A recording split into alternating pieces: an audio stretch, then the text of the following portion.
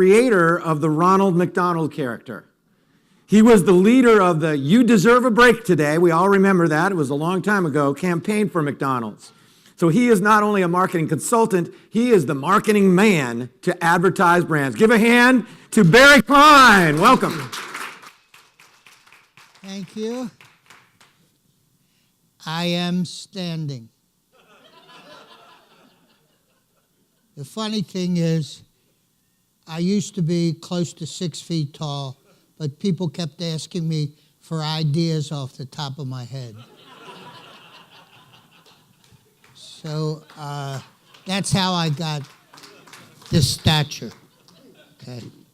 Yeah, Keith talked to you about creativity, and that's why I'm here, only I'm taking the opposite viewpoint. He talked about good ideas. I'm talking about bad ideas. Some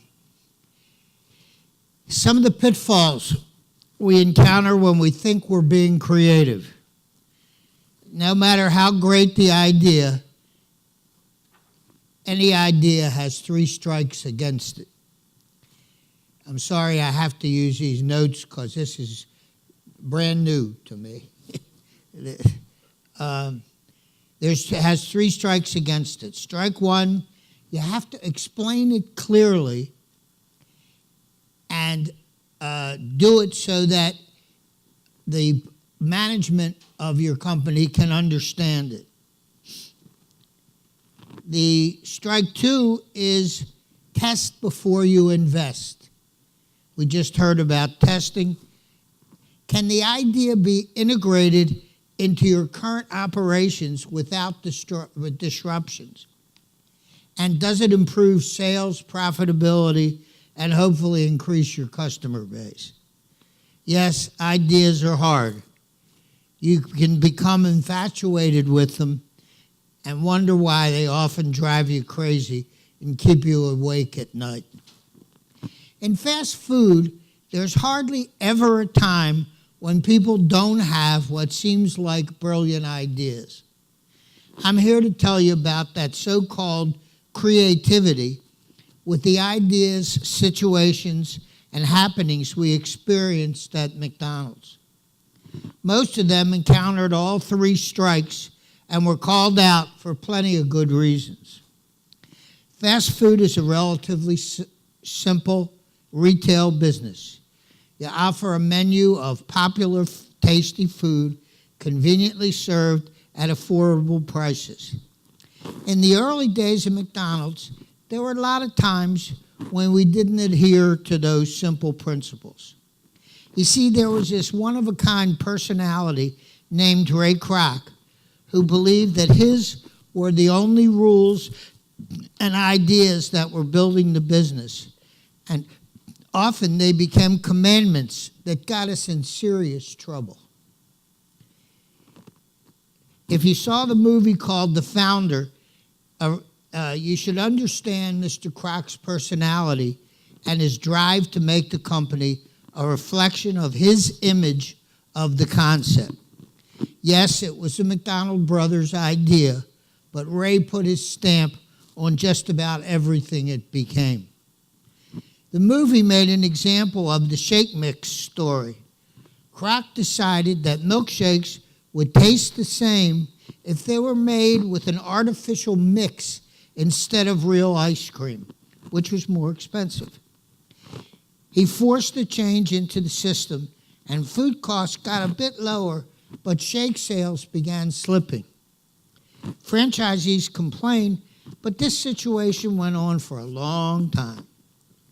However, when the so-called better burger concepts like Five Guys and Smash Burger came along, McDonald's went back to serving spindled shakes made with real ice cream. The interesting point is that Kroc had discovered McDonald's when he was a salesman of the shake machines with spindles back in the 50s. Another idea of Kroc's involved bone-in fried chicken. He decided that because we had fry kettles, we should be selling bone-in chicken like KFC. The problem was that KFC was starting with raw chicken, but Kroc thought we could bring frozen, pre-breaded chicken into the stores, finish, fry it, and sell it the same as KFC. That was the way we changed from fresh potatoes to frozen fries, but the pre-breading and freezing process didn't work because the breading separated from the chicken in transit, and once it was cooked in the stores, the bones turned black. What a disaster. I had fun with this because I got permission to drop plastic chicken feathers with coupons attached from a helicopter in neighborhoods around the test market. People redeemed the coupons but never bought the chicken a second time. Ray Kroc had quite a few redeeming qualities and sometimes knew when he was unsure of himself. Whenever I presented new kids' commercials, he left the room. Of course, when he made comments, everybody paid close attention, and he told me he was afraid that he would say something that messed up what the agency and I were doing because he didn't understand the whole idea of marketing to kids and their parents.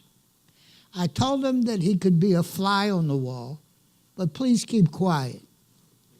Don't think he appreciated that humor, and still left when we discussed kids marketing. Then there was the story of Big Mac. Jim Delegati, the Pittsburgh franchisee, had a competitor named Big Boy, where they served a triple-decker burger, and Jim was upset that we didn't have a similar one. At the time, the menu was untouchable, and both Kroc and Fred Turner, the president, were adamant about adding anything to it. I don't know how he sold the idea, but Jim was given permission to serve a burger with 2 patties and an extra section of bun.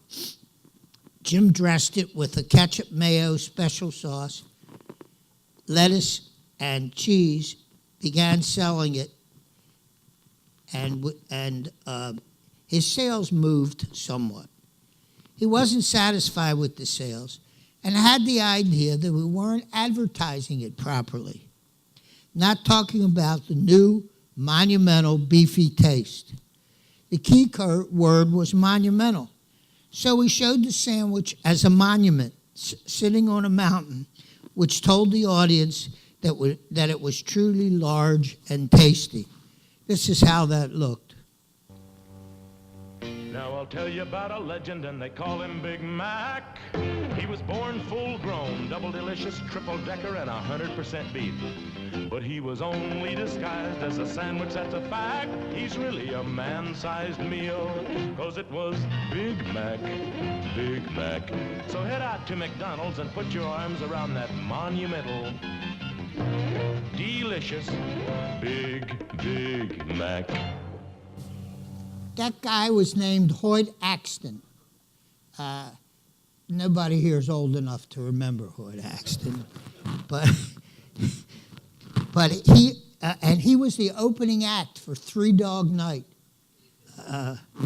He also wrote the song "Joy to the World," which was a big hit. But Hoyt couldn't resist controlled substances. While we were shooting that commercial, he had to be taped to a tree because he kept swaying out of the picture. It took considerable editing to finish it properly. Jim Delegati not only created the Big Mac, but he was also responsible for filling out McDonald's breakfast menu with scrambled eggs and pancakes when Mr. Kroc thought Egg McMuffin was a sufficient breakfast offering. Jim never really got the recognition he deserved, but his family are still franchisees in Pittsburgh. Okay, let's take a break and talk about Ronald.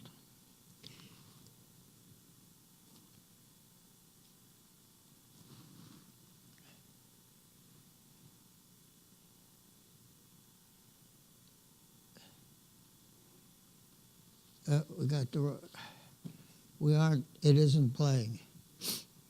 Anybody recognize that little girl?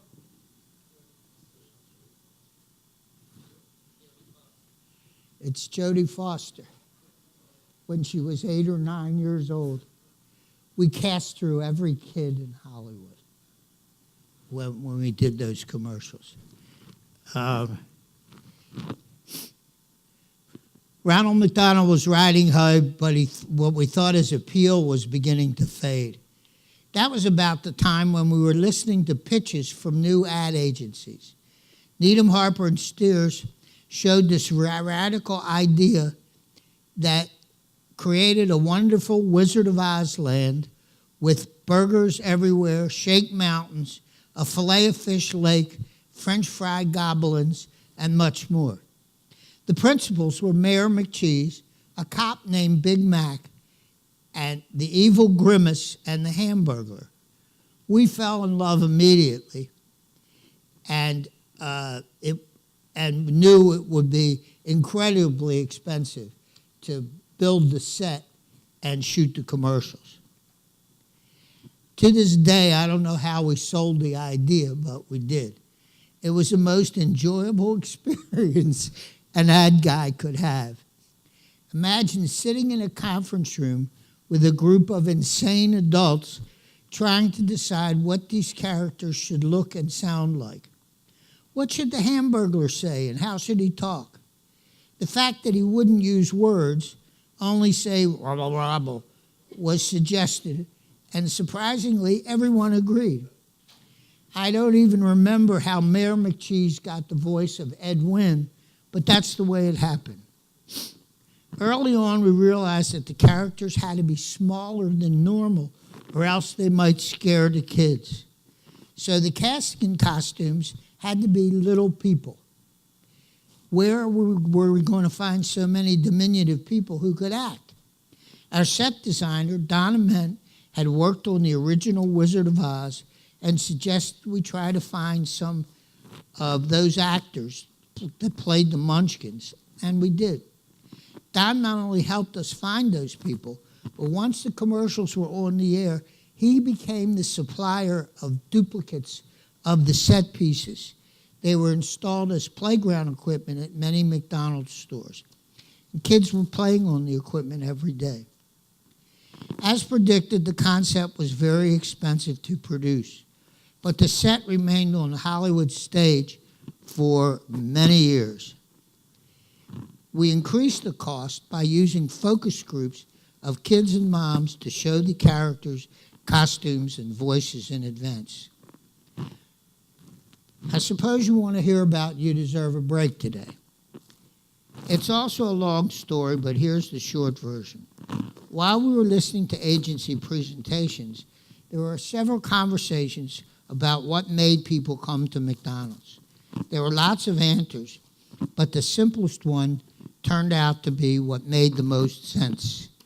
It seemed that people hardly ever made a conscious decision to come to McDonald's, but just stopped by on the way to work, on the way home, or other times because the food was tasty, inexpensive, served quickly, and just provided a break in the day. That was too much to say in a commercial, but the focus became the momentary break in the day, which was confirmed by research that the agency conducted before they developed the campaign. To us, it was music. Memorable music that caught the ear and held on for at least 60 seconds. At that time, there was a guy in New York who was creating some very catchy jingles for brands such as Pepsi, Frito, Citibank, and other advertisers. His name is Barry Manilow, and he worked as the accompanist for Bette Midler. He was asked to create a jingle for McDonald's, and he wrote the music for You Deserve a Break Today with lyrics by the agency copywriters. Here's what came out. So much life to be lived, so much to be tried, and when you share it you get a special feeling inside. It's a full-time thing, kind of life that you lead. A little break from it all is the break that you need. You deserve a break today, so get up and get away to McDonald's. Deserve a break today, so get up and get away to McDonald's.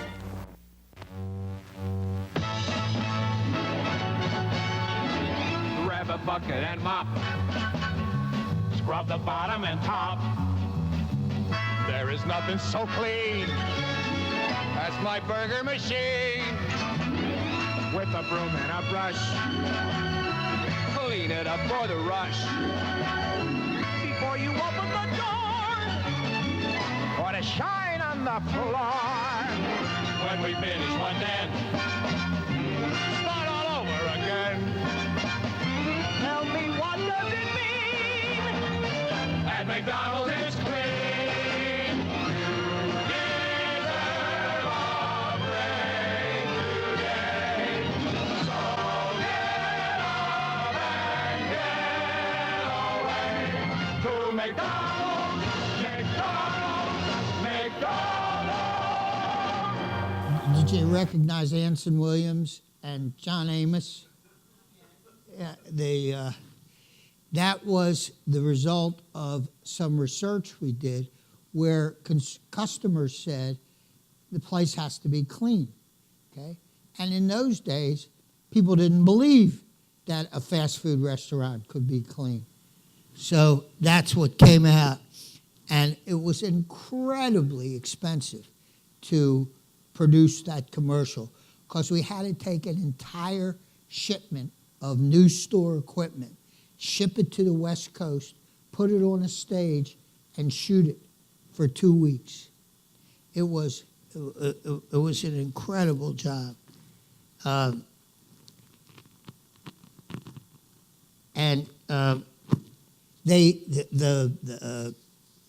Kroc and Turner thought it was great, and when they asked how much did it cost, I said, you don't want to know. and they approved it. One more memory from my exposure to Ray Kroc that I'll share just for fun.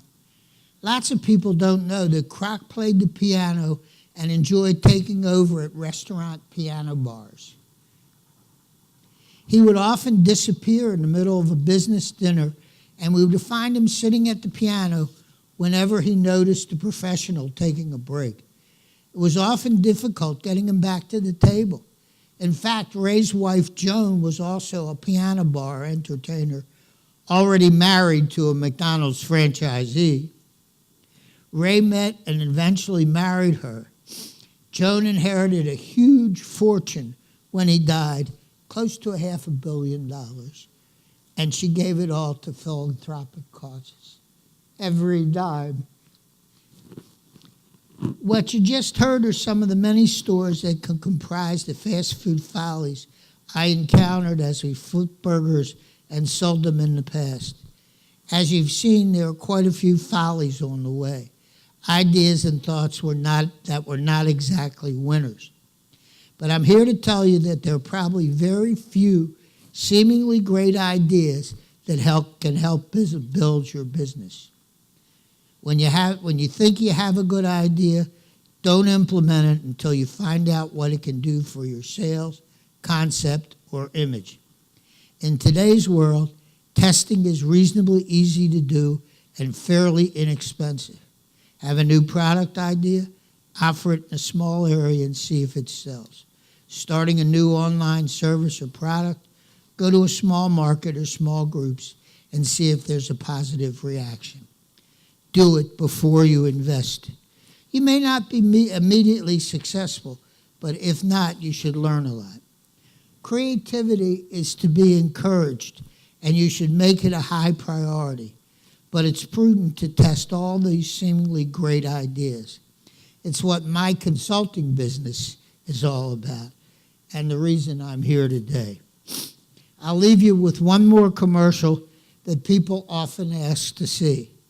It's the very first Ronald McDonald commercial that was created and I produced using my home movie 8mm camera. It stars Willard Scott, who was later the Today Show weatherman.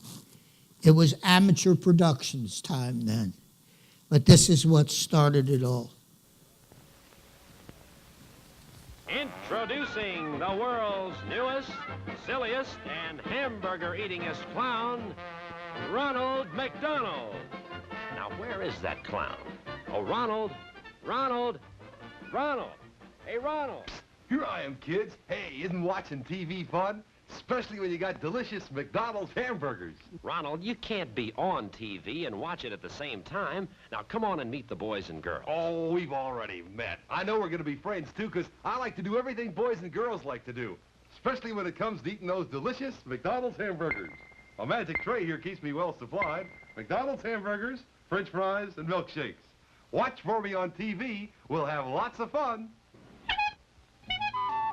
He's Ronald McDonald, the hamburger happy clown. A McDonald's drive-in restaurant is his favorite place in town. That squeak was a bicycle horn under his arm. And when he shook hands with the kids, he squeaked it. So that's it. And Barry Klein, give him a hand. Thanks.